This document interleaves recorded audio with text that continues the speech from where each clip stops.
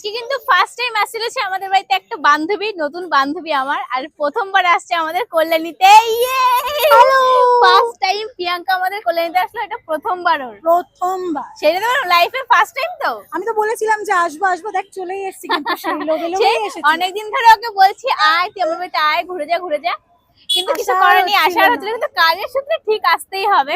তো চল এবার আমার বাড়িতে যাবো আর মজা করবো আমরা অনেক। সাডেন প্ল্যান হ্যাঁ, বল, মানে হ্যাঁ। ও দুপুরবেলা বলছে ভাই আয়, আমি বলছি আসবো, চল একদম যাচ্ছি। হুট করে, আর আমার বাড়ি ওর বাড়ি অনেকটা ডিস্টেন্স না, হ্যাঁ, ওই একদম কাছাকাছি, 1 ঘন্টার ডিস্টেন্স, আর একটা মানে সোজা রাস্তা, কোনো এলোমেলো না যে এখানে যাও তারপরে এখান থেকে এখানে যাও, তার জন্য কোনো সমস্যাই হয় না।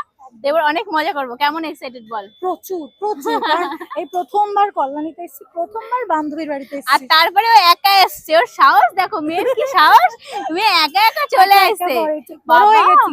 বড় হয়ে গেছে। তারপর তো সন্ধ্যাবেলা আসছি, ওরা বলছিলাম যে আরো তাড়াতাড়ি আয়, সেটা দাঁড়াও এই রাতের বেলা এসছে একা না, একা। সাডেন প্ল্যান, যেহেতু রেডি হবো, ব্যাগ হ্যাঁ, গুছাবো, বুঝতে স্নান পারছি। করবো, জামা কাপড় নিয়ে এসেছিস তো ভৈরা ভৈরা? বইরা বইরা বলে হ্যাঁ, তো ঘুরবো না আমরা? ঘুরবো, মজা করবো, তাই না? সবকিছু করতে হবে। চল এবার আমার বাড়িতে নিয়ে যাবো, আমার ছোট্ট বাড়ি। জুতো কিনবো, হ্যাঁ হ্যাঁ হ্যাঁ, আগে বাড়িতে ব্যাগটাকে রেখে আসি। চ। কারণ এই অবস্থায় এরকম ভাবে কি যেতে গরম লাগে না?